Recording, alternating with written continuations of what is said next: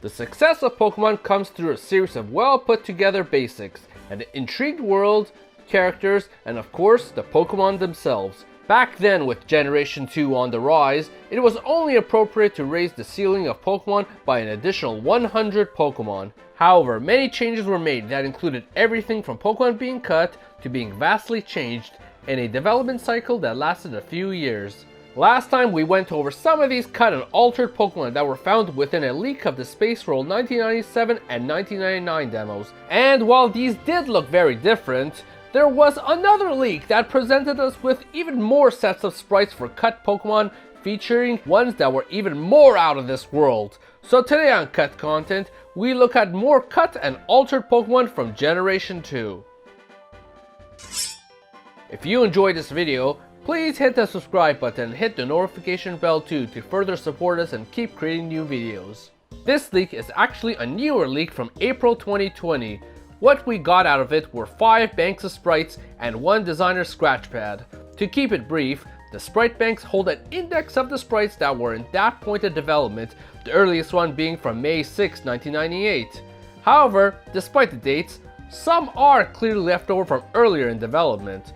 The scratch pad, however, is more a record kept by the artist that included the latest sprites and the earlier ones from development next to them. Therefore, combined, we can get a very thorough picture of how the Pokemon may have changed, evolved, or were plain cut. Therefore, starting where we stopped last time, we showed a version of Raciebeep from the 1999 build that looked familiar but quite different. From these leaks, we have found an even older version, potentially from 1996 even.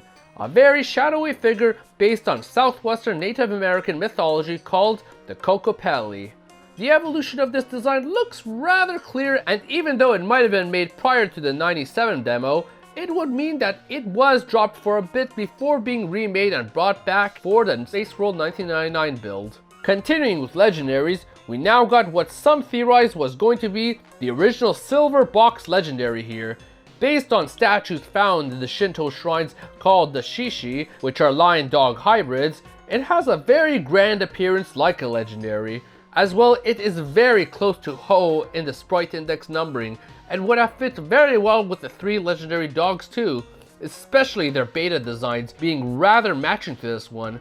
So the lore very well could have been that this was their master, while the legendary birds were led by Ho-Oh, so box legendary status isn't such an impossible one for this one.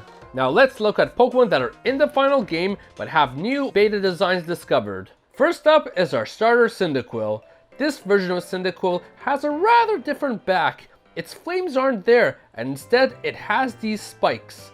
A theory is that it's an ice type due to the beta name being Igaru or Igloo. But these spikes are green, however, so these can't be icicles, so thus the typing is hard to confirm here. However, without the signature flame, Cyndaquil may indeed not have been a fire type, especially since someone else had the fire starter spot at that time. In the previous video, we saw that there was a pink Meryl and a gold Azumarill in the 97 and 99 build. However, there is one more beta sprite to that gold Azumarill, which depicts it with 2 tails instead, a different stomach pattern, and conjoined ears. So now we have an even earlier version of Politoed. The last one already was jarringly different, but this one is from even further back. It's still clear that it is still part of the Poliwag lines thanks to the swirls on its stomach, but this design also does solve a major question from back in Generation 1. Originally in the Generation 1 leaks, there was a pair of Pokemon with top knots. We only had their back sprites, so we had no idea what they looked like from the front. However, if you look at the back sprite of this Politoed, it has a top knot too, and definitely resembles the first form of this Generation 1 top knot pair. If this theory is true, it likely would mean that Politoed may have even existed back during Generation 1's development, but was its own separate line altogether since it had its own evolution too. Now on to the next one, which isn't much, since there isn't much to say about Quagsire considering it was already covered in the last video, but there was this one other sprite found that depicted it in purple actually. Now going on to the Hoppip line, which was also discovered last time, there is some earlier versions found of it actually. 2 new versions actually of Hoppip that appeared between both the demos. This one is a clear transition of its body between the Space Roll 97 and 99 build, with the body of the 97 build and the face of the 99. the second being the final version but in green. Its evolution Skiploom had one additional one too, in between the builds. This had the final body but in brown, but still has its long tail from its older sprite. And finally its evolution Jumpluff, which had one more sprite in between too. This one is a clear transition in appearance too, that has the ears of 97, much of the body of 99, and one fluff piece on the top too. Hoot Hoot, being another covered from last time, had an additional older design too from prior to the 97 build. This one looked even more owl-like in appearance, with a much thicker eyebrow to boot, and wings either not being there or tucked in completely. So this is an interesting one. Not only do we have a beta Elekid here from the last time, but there's also a final Elekid here too. Considering they are right next to each other in the same sprite bank, they were designed at roughly the same time possibly. As such, it is possible that the idea was to make Beta Elekid, the baby form, and Final Elekid, the mid-stage evolution, with Electabuzz now as the third in this lineup. Now Wobbuffet was another Pokemon that we discussed last time that may have evolved out of the 99 demo design for Girafarig pre-evolution. There is, however, one other design that seems to have been associated with Wobbuffet that looks somewhat like a gelatinous ghost. It's hard to say if this is the front or back sprite of it, but the fold here does look a lot like the fold on Wobbuffet's back, so this design may have been the first step from the original design to Wobbuffet as such. However, there is also one more design for the Girafarig pre-evolution too, which has the conjoined heads now separated here and in a better color palette. Now I did last time show you guys the Remoraid line and how different Octillery was. But I did quickly gloss over Remoraid as it looked rather similar from the front. We'll now take a closer look from the back sprite, where it looks quite different actually. Fitting in well with Octillery's tank design, Remoraid was clearly designed as a gunfish hybrid. Now in relation, I last time showed Mantine, which included a version of it from the 99 build that was screaming into the void. This time there's one other sprite, which is instead grinning. It also has two regular torpedoes here too, instead of the usual Remoraid torpedoes. Now Gligar has a very creepy early version to it, where it looked far more bat-like, and its arms and legs were smaller to match its middle joint. We last time also looked at Beta Dunsparce from the 99 demo, but it seems there is one other design for it that may be even older here. While the similarities are obvious, it was a lot more snake-like here. The only other snake in the beta is the smaller one, that we'll plan to look at later. However, there is no real evidence to say if these two are connected. We also last time saw a very different looking Sneasel that looked much closer to a real Weasel. We have one more design of him actually that was in between the 99 demo and the final game. This one has the same pose as the beta design, but dark like the final one, a big grin, and kinda looks like Shadow the Hedgehog here. And to finish this category, let's look at Blissey again. Last time we had a beta Blissey that had its literal heart on its head. However, there seems to be an in-between version too that depicts a taller Blissey wearing an apron and these pipe things coming from its side, while sporting Chansey's shiny color too. Now before we look at the newly discovered cut Pokemon, let's quickly look at the cut Pokemon from last time that got further new beta sprites, elements, and even evolutions added to them. First up, let's look at the original Fire Starter that was based on this line of bears. One interesting fact that has been discovered since is that the original Fire Starter became Teddiursa. An early sprite of Teddiursa was found where it looks similar to the final one, except without its mouth being white, having a tail, and not having the moon symbol on its head. However, it's an exact match for its body shape and pose with the Fire Starter. A clear transition into becoming a regular bear. Ursary, however, didn't have the luxury of ever being a starter. Next is this long snake-like creature that appears to be a completely new Pokemon. However, why is it in this section? Considering the snake-like body, the next entry in this index is Guru-Tesu from the last video. Because of the shape and coming directly before it, it is possible that this was the original pre-evolution to it before they changed their evolutionary line in the 97 build. This definitely is a lot more fitting too. However, the 97 pre-evolution still did exist here. At this point, it might have just been a regular one-stage evolution, and may even have been influenced from the shark that was cut from the Generation 1 Pokemon that was also a one-stage Pokemon.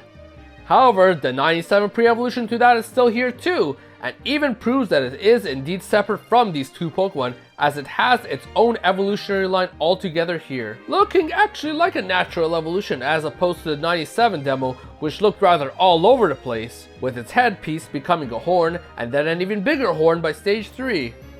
While I have been calling it Manbo the whole time, its actual name was Manbo 1. It never made sense why it had a 1 in the demo, but here it would make sense if its evolutions were called Manbo 2 and Manbo 3. Now last time I showed an evolution to quillfish known as Shibire Fugu. Here we have what is believed to be an earlier version of it, and the resemblance is definitely there, with the larger lips and fins on its head. On the flip side, it is possible that this was also an earlier quillfish that became Shibire Fugu, considering the dual color is the same on both. Now last time we also looked at a baby form of Growlithe. Here however, we have what looks to be an even earlier form of that, which has an odd horn that none of the evolutions have. However, Growlithe in Pokemon Legends Arceus does have a horn, so this may have actually influenced that design.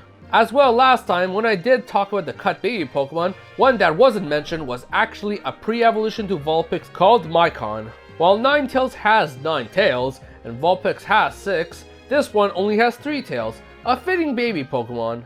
Now here we are at the last big category of cut Pokemon that were not seen at all in the last video and discovered only via this leak. First, let's begin with a Generation 1 tradition, a cut mid-evolution to the Natu line, featuring what is more a peacock looking design here actually. I mean, going from Natu to Xatu always looked like it was going from child to elder real quick. This looks like a reasonable adult form. And yes, both Natu and Xatu are present in the same index, so this wouldn't be a beta form of either of them. Now what we have is an evolutionary line of bird Pokemon based on music. The first being this Chiclet that may be a quail, with what appears to be a quarter note on its head, while its evolution has its whole body shaped as a G-clef. The resemblance between this bird and Chatot in Generation 4 is pretty noticeable, with how they both carry a quarter note on their head to a degree. So it's quite possible that this was remade for then. Now this is a very strange looking bird Pokemon based on a cockatoo, but has a megaphone as its mouth. We already explored a pair of music based Pokemon. Could this have been related to those through either an evolution or even a split evolution? And here we have a Kiwi based Pokemon and a Scorpion Pokemon. Rather simple designs, very much resembling their real life counterparts. It's possible that this Scorpion even became Skorupi in Generation 4, or just became Gligar later in development. Next is the Stork Pokemon. This would have been the second bird Pokemon in that generation to make deliveries other than Delibird, if this made it in. This one instead delivering baby Pokemon. Might have even been the original intended way to get baby Pokemon before the breeding mechanic was implemented. Now what we have here is an evolutionary line that is basically Kirby and its evolutions, becoming a bunny and then locks and locks of hair. The bunny ears in the mid-evolution do appear to look like leaves however, which is actually based on snow bunnies that people make in Japan using leaves for their ears. As such, it may have been a combination of ice and grass type. However, what may be connected to these is this version which looks like it was a split evolution. One that looks like a pear, the other looking kind of tree-like with roots. Now, it is also very possible that this would have been the fourth in this evolutionary line, which would have been the first in the series if done. Following the rabbit theme, this may have been yet another Pikachu clone that was planned, having rather bunny-like ears and overall rather cute. Next up is this Pokemon with massive ears. Seems to be yet another sort of bunny Pokemon due to the legs and ears, but may simply have been an exaggeration. As well, it also looks eerily similar to the character Elfilin from Kirby and the Forgotten Land. It's hard to say why this is the case. It's possible that this is just a coincidence. It's also possible that this was just thought up by looking at this very leak, since this leak came out just 2 years prior, or it's possible that they just shared designs between each other since they have a tie between themselves through Nintendo. Otherwise, it's up in the air why they look so similar. Next, we have a Firefox here, a good 4 generations earlier than Fennekin. It's possible that this Pokemon eventually was revamped into it. The resemblance is uncanny. Now we have another fox here that is shaped like a windsock and a squid with drills, a scarecrow Pokemon, potentially the big rival to Murkrow, a plant Pokemon with one eye that may have even become the happier Sunflora later on, and a Gargoyle Pokemon. Not much more to say about these Pokemon here, but the Gargoyle Pokemon has a rather similar appearance to an Aerodactyl. Whether there was a connection is hard to say, but it is possible that it was shelved due to looking too similar. Now this is a rather cute ghost Pokemon. It's based on a common cartoony Japanese design of ghosts, with the white headpiece that was traditionally used in Japan to dress dead bodies before burial, and 2 wisps of fire following it. Its stance, however, does look very much like the generic ghost seen in the Pokemon Tower in Lavender Town. However, in contrast, it isn't very scary. Welcome to Ninja Squirrel Country. This is actually a very well put together design, a flying squirrel that could glide in ninja manner and shaped like a shuriken. Maybe they felt this was a little over-designed and thus why we got a generic squirrel like Sentret in the end? Now the next one is the small snake Pokemon. I mentioned it earlier as a pre-evolution to the beta Dunsparce, as his appearance looks as if it would evolve into something, since it's very small and childlike and there are no other snake-like creatures in this index. Next is a koala and a tanuki Pokemon. The koala looking a lot like Komala from Generation 6, which may have been reinvented for it. Also, I'm very surprised we didn't get a tanuki in later generations either. Those turn out a lot in a number of series and Pokemon would have been the perfect series for it. The next 2 are frog Pokemon with horns and an odd hybrid between a hippo and a warthog. The frog is pretty generic, which may be why it was cut. The hybrid one, however, seems to have some sort of punk theme to it, down to the mohawk and the dark pants. Now we have a boar looking Pokemon with antlers, a rather generic design, but it's possible this eventually became Piloswine for all we know.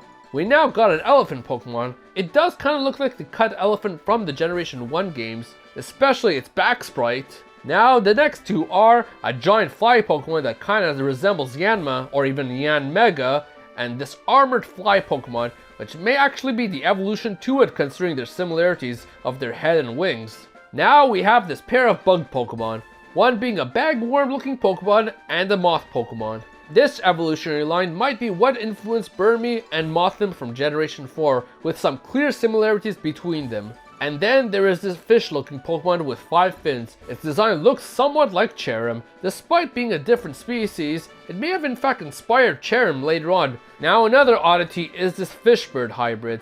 There is a species of fish that are called flying fish that have really large fins here that look like wings, and this could somewhat be based on that.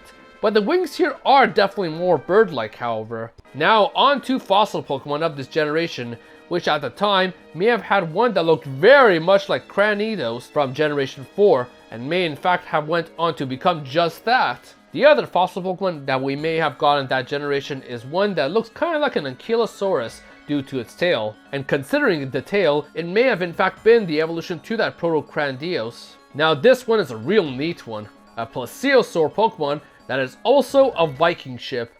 Hard to say if this would have been a fossil or not, but Viking ships back then did tend to have a headpiece that sometimes resemble a dragon head too. So the inspiration may have been clear here. There are some theories about whether this connects to other Pokemon, whether it be an evolution to Lapras or even the beta form of Lugia. Despite some resemblances, Lugia's wouldn't be correct, as Lugia was made originally for the Pokemon 2000 movie as an anime-only Pokemon, but then was implemented into the game. The Lapras evolution is a possibility considering they both are Pokemon you'd obviously ride, and both are Plesiosaurs. Either that, or this might have been just its own Pokemon, and possibly removed for being redundant since Lapras exists. Now to end things off, let's look at today's Nightmare Fuel, a full-on skeletal Pokemon. We have seen Pokemon depicted as skeletons before at the Pokemon Museum, for example, but here we have a full living skeleton as a usable Pokemon. It does also bear somewhat of a resemblance to a Xenomorph from the Alien series. And so after a number of major leaks, we have what may be a large collection of cut and altered Pokemon from Generation 2, which easily outdid what was discovered for Generation 1. It's unknown if there are still some that may be cut or altered, but if they are discovered, and together with other cut elements of Generation 2, including maps, character, and story, I'll definitely plan to cover it, so hit the subscribe button for I'll plan to be back with more Pokemon and other games cut content too. Hit the like button and comment below on which of these cut and original designs did you enjoy the most. So everyone, thank you for watching!